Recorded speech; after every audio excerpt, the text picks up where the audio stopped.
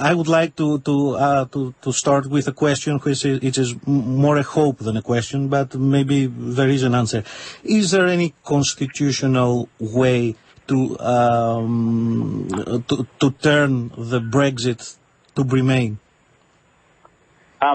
Yes, there is. I mean, it is possible that the British people and the British government will do their own Kolotumba. But it's not very likely. But the reason why it is possible is because we have 2 years until the end of the negotiations with the European Union. Mm-hmm. And when we voted last June to leave the European Union, the British people were told a pack of lies about what leaving the EU would mean. They were told that there would be a lot of extra money coming back to Britain to put into our health service, for example, mm-hmm. and that we could continue to have full access to the European market while not abiding by its rules. Now, these were lies, and as it becomes clear to the British people that these things are not possible, then there is a small chance that the British people will change their minds. And if the British people change their minds, then the MPs, the Vouleftis, mm-hmm. Will also change their minds, and then they will put pressure on the government to go back to Brussels and say, we actually want to stay in the European Union after all. So there is a chance, but I put it at 10%. Thinking out loud, there is one more argument that one may say. The circumstances or the criteria, despite the alternative facts, despite the fake facts that have been heard, the criteria have been changed. The future of Europe is a dialogue, an open dialogue that starts now. So the Europe that the British people voted for exit is not the same that they are going to meet in 2019 or later when they will exit the EU. Does this, in your opinion, have any role to play? A small role. I think that the European Union is changing, mm-hmm. and I think that but the question for the British people, the key thing is, will there be changes to free movement of people? Now, I happen to be a believer in free movement of people, but quite a lot of the British people don't want so many people coming into Britain. There's been a lot of people, millions of people have come into Britain from the rest of the EU, and they are feeling a little bit swamped. Now, I actually think we benefit a lot, but be that as it may, if there was some change in the EU mm-hmm. that to this free or to the movement of people, then I think that could be an important fact. The other thing I would just add is geopolitics.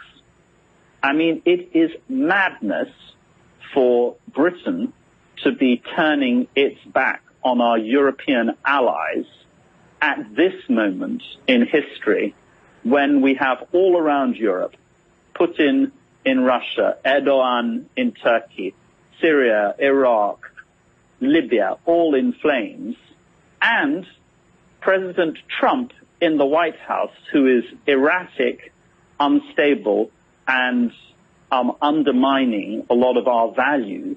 It is madness for us to be turning our backs on our European allies. And it is possible, again, I don't want to exaggerate the chances, but it is possible that over the next year or two, that the folly of this will become increasingly apparent to the British people, and that they will decide that rather than leaving the European Union, we should be staying in the European Union and helping to lead it.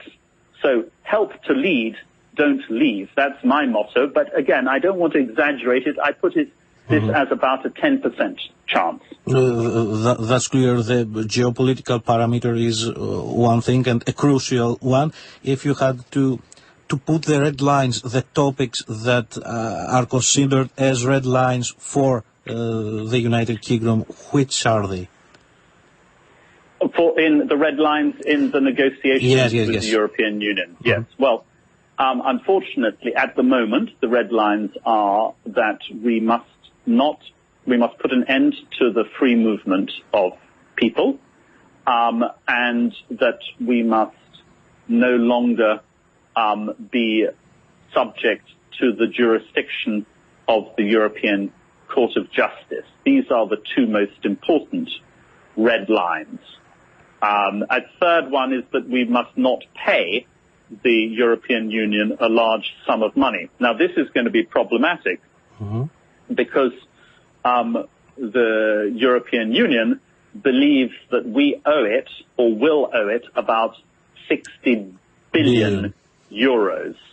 And it will be very difficult for our Prime Minister to agree a deal that involves paying such a large sum of money to the European Union unless we get some significant market access in return. And the European Union is saying, no, these are separate things. You owe us money, and if you want market access, we can talk about that, but that has to be separate, and you can't have good market access unless you follow our rules. Now, the problem is our government doesn't want to follow the European Union rules.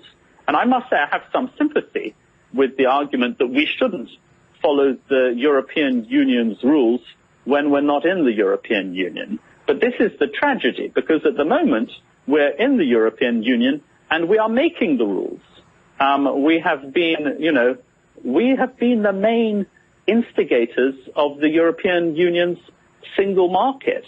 We have been driving that, and it's a tragedy that we may be put in a position where we will be outside the European Union, but following its rules, but no longer making them. I mean, this is the folly. And can I say one other thing, which is that we talk about the United Kingdom, but it's possible that the result of this Brexit madness is that we won't have a United Kingdom. We'll have a disunited kingdom.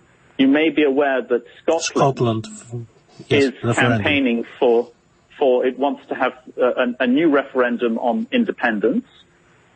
You may be aware that there are big problems for Northern Ireland. Sinn Féin, which is the nationalist party that wants Northern Ireland to unite with the Republic of Ireland and leave the United Kingdom, is doing very well in the elections. We had an election about 2 months ago where it almost became the largest party, just one seat behind the largest party. This was unheard of before. And then yesterday, we had the situation of Gibraltar, which you know is a small island off the coast of Spain. The EU is saying that if we want to do a deal in the future with them on trade, if it is to involve Gibraltar, then Spain will have a veto over that deal. So we are now putting the United Kingdom under threat. So this is madness, and I hope that the British people come to their senses. But unfortunately, there is at the moment no sign of this. Do you think that the 2 years of negotiation are enough? The 2 years, well, first of all, it's not going to be 2 years. It's going to be more like it's going to be more like 18 months, because you need 6 months at the end to ratify any agreement. And secondly, it is probably enough to agree the basic divorce, that's to settle the money if we are prepared to pay any money, and to deal with the people, because there are 3 million European citizens living in the UK and 1 million Brits living in the rest of the EU. So this needs to be settled. It's also enough to sketch out the future arrangement between Britain and the EU, but it will not be enough to do a completely new deal. This will take many more years, maybe another. From now, I think you will say it won't be complete for at least 5 years, and it may go on even for 10 years before the whole process is completed. But let's say 5 years from now, so there will have to be some sort of extra transitional arrangements afterwards, and we will have our own memorandum of understanding. We'll have our own mnemonia, as it were. Which is something familiar with the Greek reality, actually. Hugo, thank you very much for our talk. We are looking